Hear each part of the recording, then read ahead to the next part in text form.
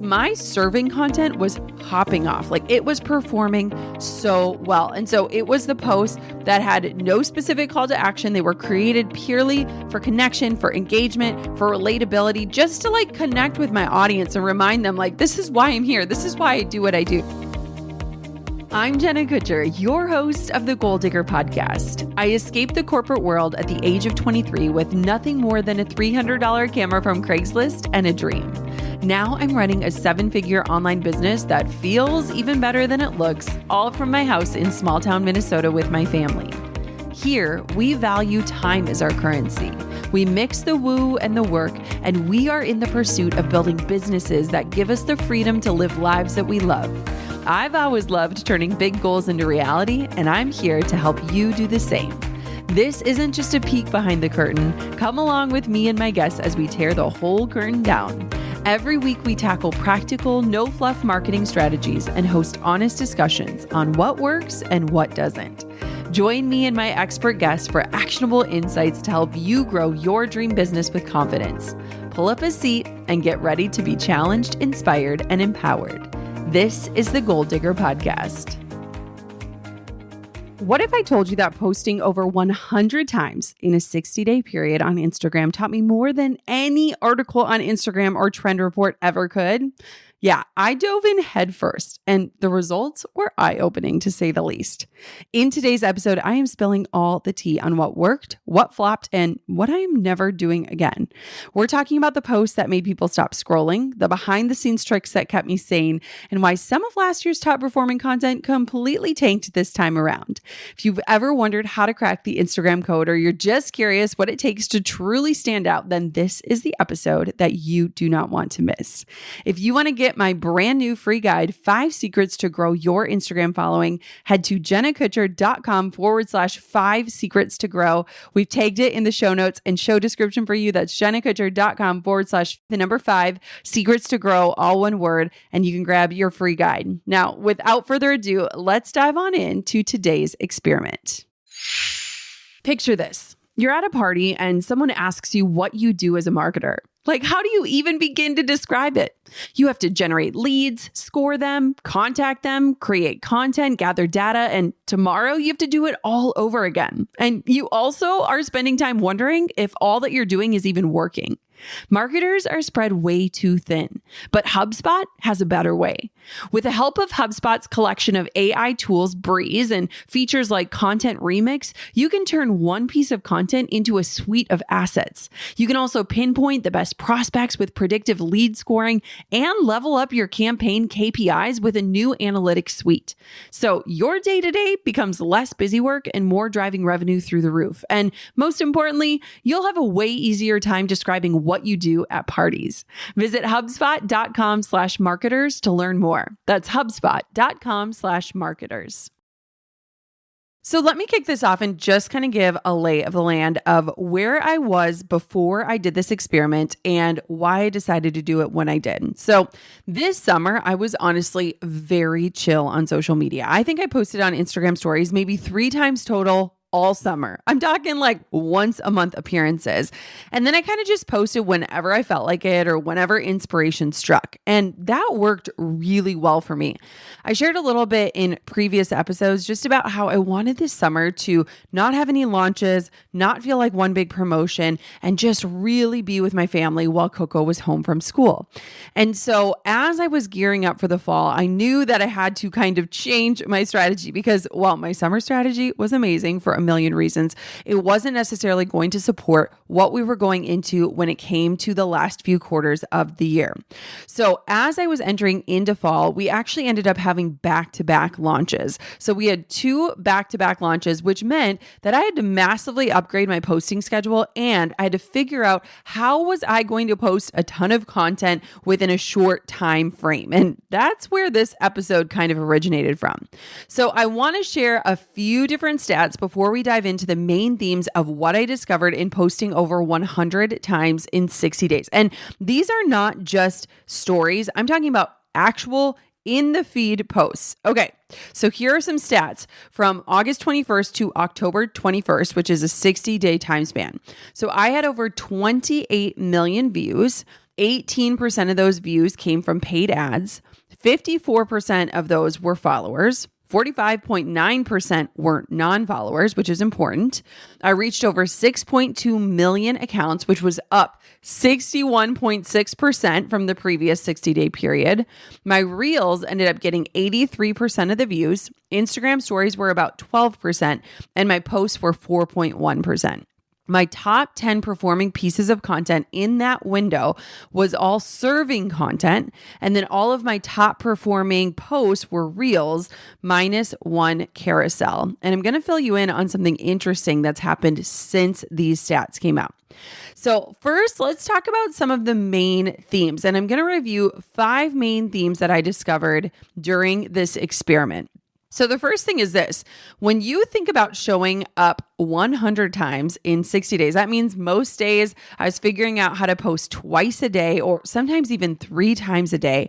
I really had to figure out a content strategy, meaning a volume and quality balance.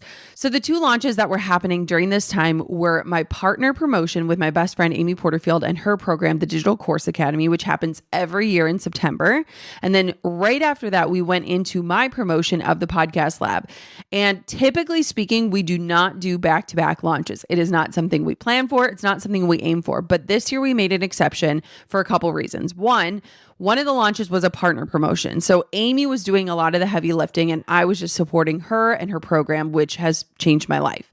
And then the second launch was a podcast lab. And typically we do the podcast lab a little bit later in October, but with this year in the election and everything kind of feeling up in the air, we wanted to just get out before the election so that me and my team could just chill out once November hit. And that's kind of what we've been able to do. And so when we were looking at this back-to-back strategy, we really had to recognize that there was going to be a lot of volume, and how do we keep the quality of our content up when the volume is dialed up so much? So yes, we were looking at a volume game here. I mean, 100 posts, that's a lot of posts, but we also wanted to maintain quality. And if you're counting on social media to move the needle, it has to be about quantity and quality, because here is what I have found. In the past, it was pretty easy to predict what type of content was going to perform well. We kind of say like, what's going to pop off?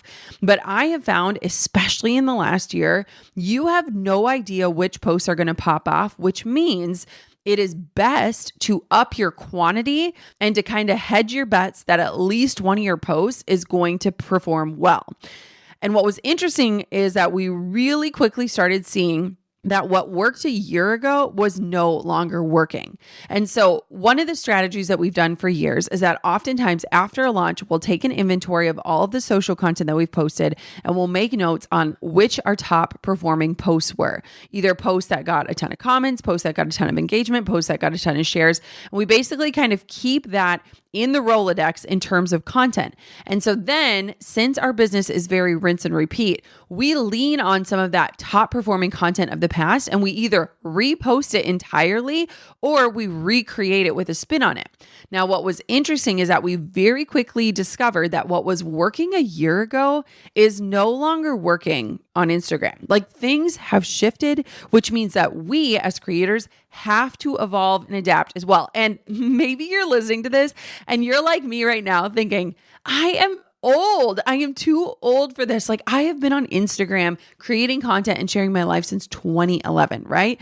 It's a long time. And so I get it that the people that are in my stage of business, we are sick of evolving and adapting, but that is the nature of this beast, right? We don't own our social media followers. We cannot control how our content is shared. This is why I'm constantly talking about things like email lists. And this is why my social content is purely created to hopefully get people off of these apps and onto my email list.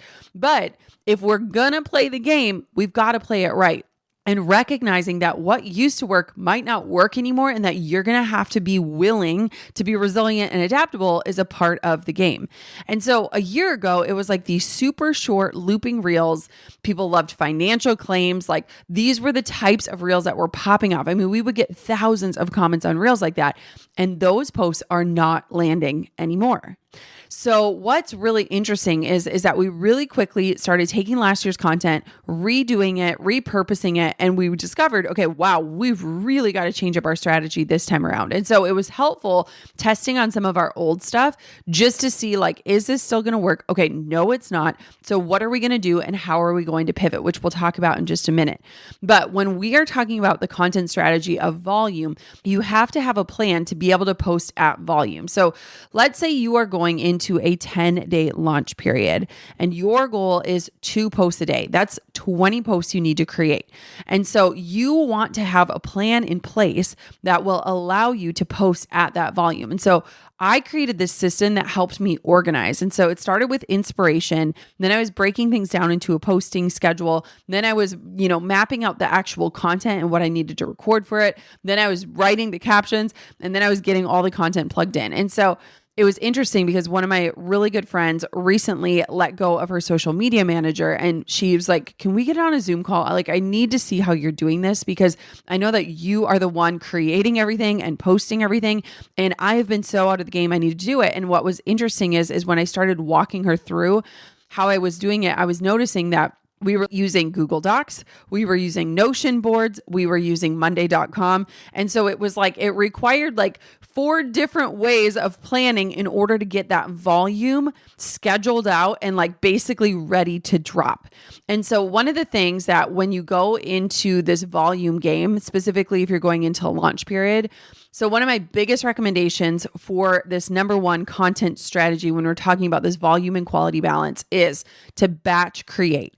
Prep the content, sit down and map out a bunch of the content all at the same time, have it all ready to go. I'm talking captions, locations, audio, everything ready to go so that when you are in that launch period, all you have to do is look at your schedule of posts, hop onto the platform, hit publish, and then you get to focus on engaging. Because a lot of times what happens is we wait to create until we're in that launch period and we're frazzled and we're not creative and we have no ideas and we have no time. And then it either doesn't get done or it doesn't get done well. And remember, this first tip is about volume and quality balance. And so what I would end up doing is I would sit down and I would create like 8 posts all in one sitting. And I'd have them all the way done from start to finish, cover photos, captions, everything ready to go. And this helped my sanity so much just so that I wasn't creating a ton on the fly, but I left room for inspiration or magic.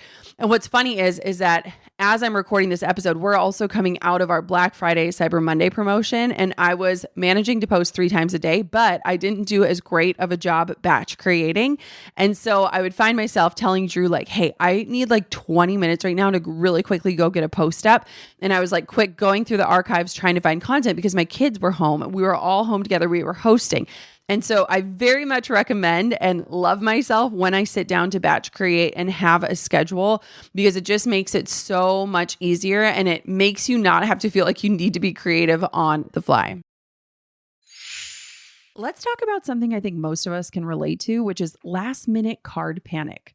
It's the holiday season, and instead of scrambling to find stamps or digging through those generic store-bought cards, you can actually be ahead of the game for once. That's what Moonpig is all about. Moonpig lets you create the most thoughtful, personalized cards. You can add your favorite family photos, write something that'll make your loved one smile, laugh, or even tear up a little. And they'll even give you a nudge if you need some inspiration for exactly what to say. And here's the real magic. Get this. Moonpig mails the cards for you. No stamps, no late night trips to the post office, just you on the couch with your cozy blanket making holiday magic. Think about how much joy you can spread this year, whether it's grandma getting that sweet family portrait or a friend unwrapping a gift card that you've slipped inside the holiday card itself. It's so easy to add that personal touch. And with Moonpig, you can send cards to everyone on your list in a few clicks, so you never forget anyone again. It'll make you love sending cards all over again. And because I want for you to try it too, your first card is absolutely free. Just head to moonpig.com/US/gold digger. Again, that's moonpig.com/US/gold digger. Go make someone's day. Everyone deserves a Moonpig card. You know, running a business is a lot like growing a garden, which is something I am obsessed with. You start with an idea, you nurture it, and before you know it, things are growing and fast. But here's the thing, just like any garden, running a business has its weeds, the payroll, the HR, the paperwork. And that's why I have to tell you about a move we just made in my own business in switching to Gusto. Gusto takes the hassle out of payroll and HR. They're like that expert gardener who steps in to weed, water, and make sure everything's blooming just right. Like imagine having all of your payroll taxes filed automatically, onboarding a breeze, and benefits that work with your budget, because Gusto makes all of that possible. Plus, they genuinely care about small businesses like yours and mine. I mean, it's no wonder Gusto is rated the #1 payroll product for small businesses. 4 out of 5 employers say Gusto helped them stay compliant with federal and state regulations. And with Gusto's simple guided software and user-friendly interface, payroll and HR are no longer exhausting, they're rewarding.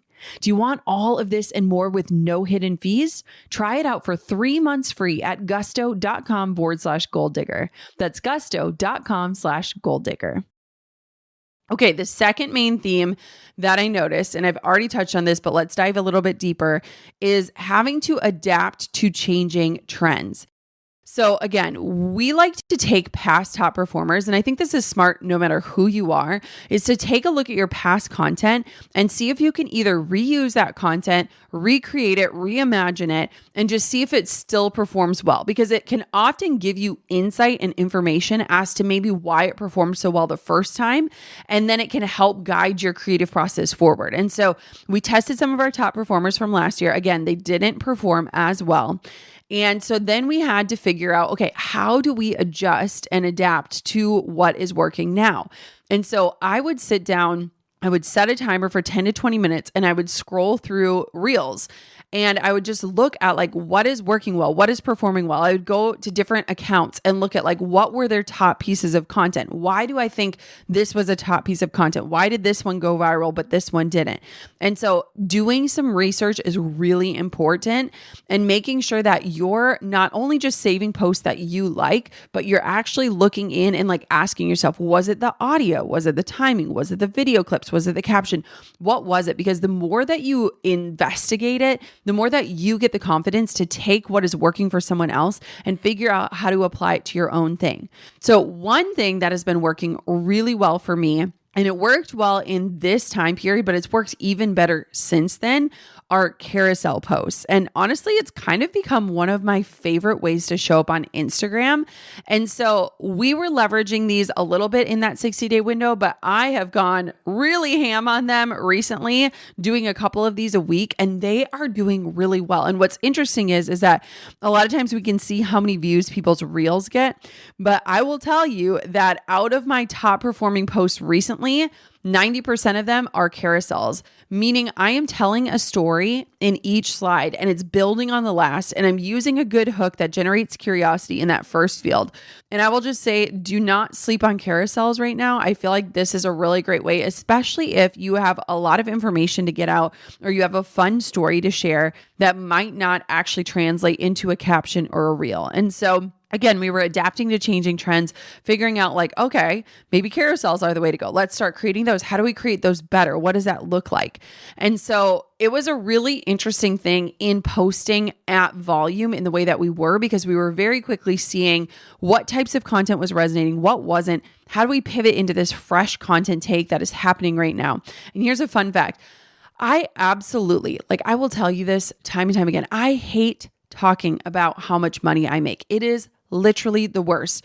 My team knows I hate creating these posts, but a lot of times they will task me with them because a lot of times they perform well. They do well. But what's interesting is that a lot of times it takes something big to catch people's attention.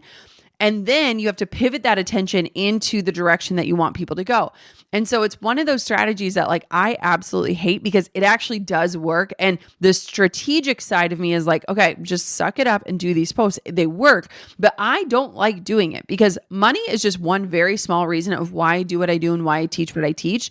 But it's often the one that grabs attention. It's like, if you say like how I made $10,000 today while sitting on my couch online shopping, that's interesting, right? People are like, wait, what?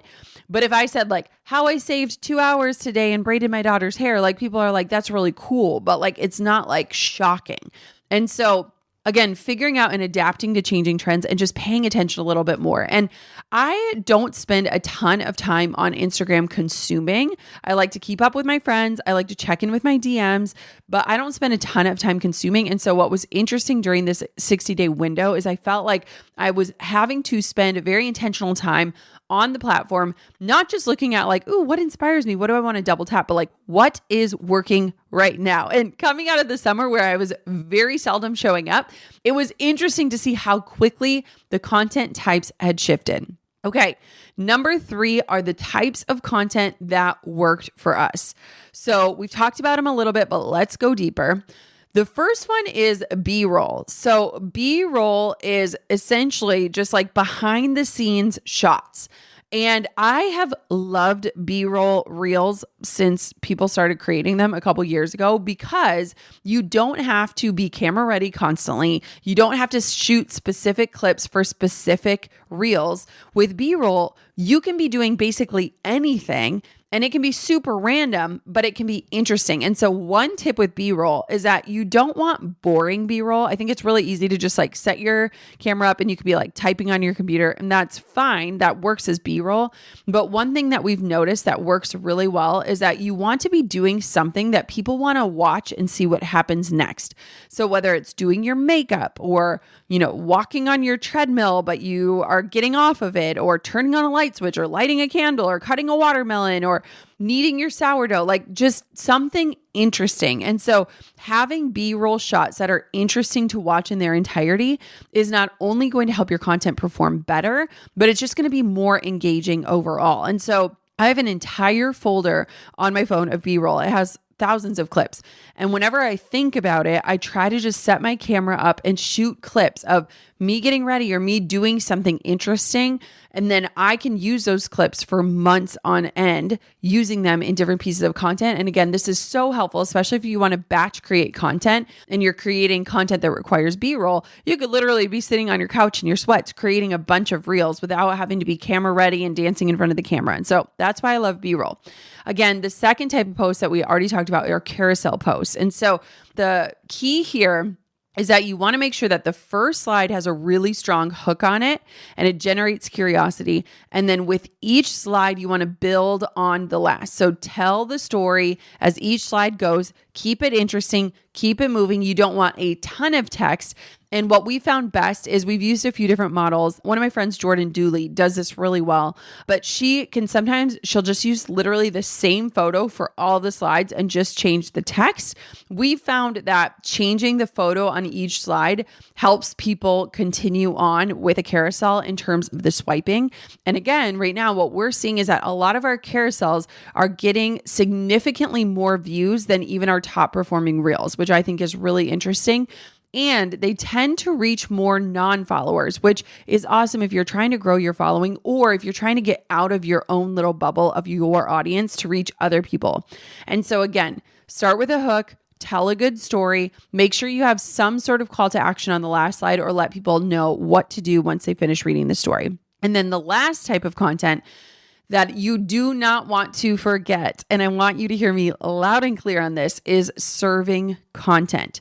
So a lot of times, especially when we go into promotion mode, all we are thinking about is promoting, right? And what's interesting and what we were so conscious of this time around is that if I was going to do 100 posts in 60 days, I needed to make sure I was not just talking about two things in those 60 days, right? Because people would unfollow so quickly if they weren't interested. And you have to understand that no matter what your offer is, even if you think every person in your audience would benefit from it, not everyone is interested in it. And so we kind of found a very good strategy, and I'm going to share how we're using it now because we've even refined it since this experiment. But you do not want to forget about having serving and connection content in between promo posts.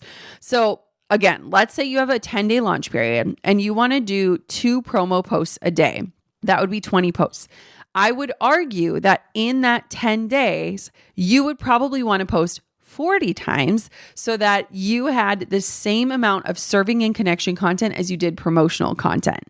And for a lot of people, they're like, oh crap, that's like a lot of content. Yeah, it is. And that's why we posted so many different times, is because not only were we supporting different launches, but we were also making sure that in between those promotional posts, we were connecting with our audience and engaging with them. And so surprisingly, what was so interesting during this experiment is my serving content was popping off. Like it was performing so well. And so it was the posts that had no specific call to action. They were created purely for connection, for engagement, for relatability, just to like connect with my audience and remind them like, this is why I'm here. This is why I do what I do. Even my friend Mel Robbins texted me and she's like, your social has been off the chain good lately. And I just like loved that, because it's hard when you go into a promo mode and you just feel like you're annoying and you feel like you're saying the same thing until you're blue in the face. And so when I was getting comments from my friends of like, your social is killing it right now, it made me feel so good. And I would say that the reason why I feel good about how we did this is because there was so much content strategically created just to serve and show up and connect, which is ultimately at the end of the day, what we all want. Now, let me just give you a little bit of a spin on what we've been doing since this experiment, right?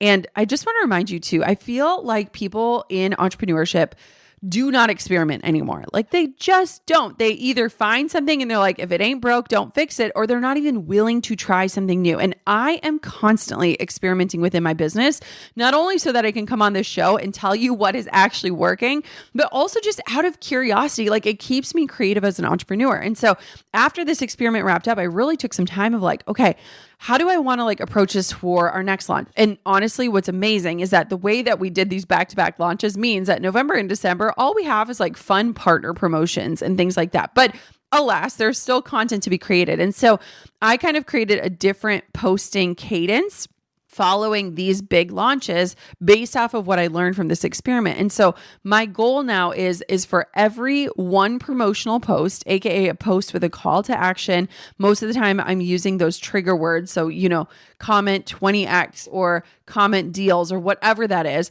So for every one of those posts, I want to do 2 posts that have no trigger words. So that means that if I want to do 5 promotional posts, I need to create 15 posts for social. And yes, it does up the volume, especially when you're in a promo period, but it helps keep people engaged and connected even when you're promoting something. And so when we went into Black Friday, Cyber Monday, where it's just this very condensed time for like 1 week, we had so many posts, I pretty much stuck to this idea of 1 promo post, 2 serving and connecting posts, 1 promo, 2 serving, which meant I had a ton of content to create. I remember going to bed last night and I was like, babe, I managed to post 3 times a day over the weekend. Like, I'm so proud of myself because the kids were home. I didn't do a great job planning in advance. And he was like, wow, that's a lot. A lot of people don't even post 3 times a month. So 3 times a day. And so just really making sure that you are balancing out your promotion with content that connects and engages and serves, and making sure that you're planning for that when you're planning out your content strategy. Okay. The 4th theme and trend that I learned in this experiment is that you have to leverage tools and systems. There is no way that you can create at a mass volume like this, or even really, I'd argue, execute a really solid promotional strategy for a launch if you are not leaning on and leveraging other tools and systems. And so, like I said, when I was literally walking my friend through this the other day, I'm like, okay, so we save inspiration in Instagram. Then I'll look at the inspiration and figure out what is my spin, what is my take on that? How do I take something and make it totally my own and different? Then we bring it into a Google Doc and I map it out and I separate it from different posts that I need to record specific clips for, and then other posts where I can just use B-roll or already created content for. From there, then I create the content. Then once I have the content, then I create the captions.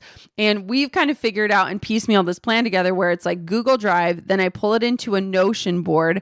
Notion is this cool platform where it kind of just helps organize different thoughts and projects and ideas. And so I was able to like lay out my Instagram grid on Notion, save in the actual content, link to the audio, have the caption ready to go. And then when I was ready to sit down and plug it all into my phone and have it all ready to go, I created my schedule in monday.com, which is where I keep my to-do list. And so then I just basically had one task of like, here's a social post for start date to end date. And then it mapped it all out and it would say like Tuesday AM. And then I would have it and I'd mark posted when it was posted. And so you're going to have to figure out what is your tool? What is your system? What does that look like? And another thing is like, do not be afraid to leverage things like ChatGPT to help you take your ideas and figure out like, okay, how do I take this idea and make it into a carousel? How do I take this idea and make it into Instagram story slides? How do I take this idea and make it a really strong hook? And what's interesting is that the more prompts that you feed it, the better your output. And so a lot of times too, I would drop in my caption. So I'd write the caption for the post and then I'd ask ChatGPT for tips. How can I improve this caption? How can I figure out how to make this caption more convertible? How can I make this more clear? And so don't hesitate to use tools like ChatGPT. Just make sure that you are doing it in an original way and that you're feeding it prompts that will help you create your idea of what your post is going to be. And then I will say too, again, batch create and prep that content all at the same time. So once you've done all these different pieces, the goal should be that you can just log in and hit publish and focus on engaging. And so having a system in place helped me maintain consistency without overwhelming myself and without like saying like every single night, like, hold on, I've got to create a post to get up. Like I was sitting there and I could just hit publish. And that was honestly the best feeling in the world because a lot of times my procrastination tendencies mean that I'm not as organized as I would like to be. It's time to turn that big, bold idea of yours into a business. You've got the creativity, the hustle, and the passion, but there's one tool that takes it from a great idea to a thriving shop, and that's Shopify. Shopify makes it ridiculously easy to transform your dream into an online store that actually sells, whether it's a product, a service, or a membership. Shopify's platform offers the world's #1 checkout, which means more sales and fewer abandoned carts. And with Shop Pay, you can boost conversion rates by up to 50%. That's more cha-ching moments. Think about the small brands out there absolutely crushing it. The secret behind so many of them is Shopify. Helps you sell online, in person, and everywhere in between, so your shop is thriving wherever your customers are. Businesses that sell more sell on Shopify. Sign up for your $1 per month trial period at shopify.com/goaldigger, all lowercase. Go to shopify.com/goaldigger to upgrade your selling today. Shopify.com/goaldigger. Okay, the last theme that I noticed in this experiment were the different content styles and formats. So let's talk about what was working and just a different way to look at content. So one thing I don't hear a lot of marketers talk about, and it's something I literally remember back from my days in marketing in college, is the difference between overt content and covert content. So overt content is content that is strictly focused on and aligned with the offer or the call to action. So this would be like an example of, did you know that 41% of Americans tune into podcasts weekly? They could be listening to you. So that is a very overt way. It's very clear. I'm talking about podcasting and I'm talking about you starting a podcast. Now, covert content is inspirational or aspirational content where people read the caption to learn more about your offer. So an example of this would be, there's like those really motivational audios and like one of these times it's going to stick, and you could use that audio and add podcast clips in on the B-roll, but then explain the offer inside of the caption. And so what's interesting is that I think a lot of times when people go into promotion mode, they focus on that very on the head overt content style where it is very about their offer. It's very clear what their offer is, and it's almost attracting or repelling too much, I would argue. And so when you are creating content, you want to have a mix of overt and covert content. And what's been really interesting to me is seeing in the past, like I could talk specifically just about Pinterest, and I'm obsessed with Pinterest, and it's a search engine and it's not social media, and it, elongates the lifespan of your content by 120 times. I could say all those things, right? And that's very overt. Or I could talk about the pain point of how we are spending 8 hours a week on our marketing and all we want is more time. And we're creating posts that live and die. And it's so frustrating. And notice I'm not actually talking about Pinterest here, but I'm striking a nerve with people that understand and that want a solution. And so when you are figuring out what type of content you're going to post, especially in a promotion, I would just argue to figure out ways to do both overt content and covert content. And that will also make it feel like you are not heavily promoting over and over and over again. And so think about like, what are you ultimately selling here? Is it time? Is it energy? Is it freedom? Is it beauty? Like, what is it? And how can you market towards that idea in a different way? And again, it's going to use you flexing your creative muscle. And I would argue you can do this so much better before your launch starts than when you're in it.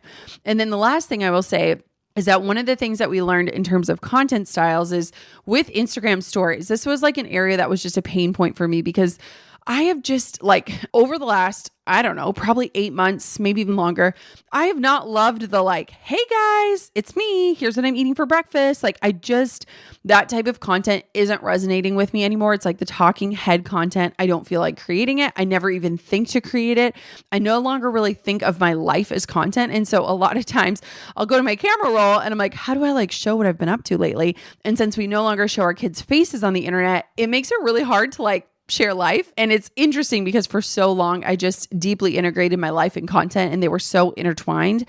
And now that there's this like greater degree of separation, Instagram stories feels a lot trickier to me. And so one of the things that helped me with Instagram stories is kind of using a similar strategy to what we were using with the carousels in treating Instagram stories, using it like a set. And my friend Jordan Dooley like totally helped me see this because I remember messaging her and I'm like, I don't even want to show up on stories. And she's like, dude, you're missing like reaching your people with this. Like you got to use it. And so it was like treating Instagram stories like a set, having like a start and then having an end. And so she was giving this like really great idea of like signing on, making it very apparent, like, hello, this is the start of the set. And then when you're done, having kind of a clear sign off. And so then what's so nice is that you can either loop in whatever your promotion is or things like that and make it make sense. But it's like telling a little story in a set of Instagram stories and then letting it expire and then you could do it again. And so I just had to really change how I thought about Instagram stories and my strategy there. And it's something I'm still working on. And so this was another area where like I could probably prep more story ideas in advance for Instagram stories. Whereas in the past, I just thought like Instagram stories are just sharing your life exactly as it's unfolding right now. You know, here's this, here's that, here's this, here's that. And I think that that has also changed. And, you know, for me, that feels like a refreshing change. Okay. So here is the summary for everyone wondering, what did I learn posting more than 100 times? Again, these are like 100 real posts in 60 days. So my top post type were reels, but I would argue that that is because I posted mainly reels. The best timing to post for me was the evening. So later in the day and the evening. My top themes that I found were the inspirational and relatable content did really well. And those were kind of the big things that I saw. It was really just an interesting experiment all around. I don't know if I would 10 out of 10 recommend it, posting that much, but maybe you say, you know, over the next 3 weeks, I'm going to post 15 times and sit down and batch create it and see how that feels. Like maybe now is a good time to just refine what is your strategy for planning and posting and engaging on the platform if it's something that you want to focus on. So there you have it. Needless to say, over 100 posts, 60 days. It taught me a lot about the ever-evolving Instagram landscape. Whether you are someone who is just diving into Reels or you're testing out these carousel posts or you're batching your content like a pro, I hope that today's episode left you finding some inspiration and some actionable takeaways. Now, of course, I just want to say there is no one-size-fits-all approach to anything in life or business, especially Instagram.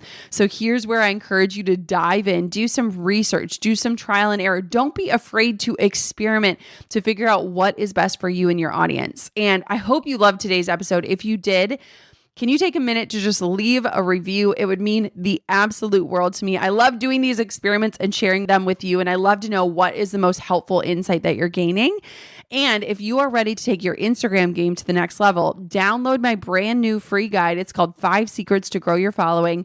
You can get it at jennakutcher.com/5, the number 5 secrets to grow, all one word. That's jennakutcher.com/5 secrets to grow. We've also linked it for you in the show notes today. Until next time, goal diggers, keep on digging your biggest goals, and hopefully I'll see you over on the gram. Thanks for pulling up a seat for another episode of the Goal Digger Podcast. I hope today's episode fueled you with inspiration, gave you information that you can turn into action, and realigned you with your true north in life and business. If you've enjoyed today's episode, head on over to goaldiggerpodcast.com for today's show notes, discount codes for our sponsors, freebies to fuel your results, and so much more. And if you haven't yet, make sure you're subscribed so that you never miss a future show. We'll see you next time, Goal Diggers.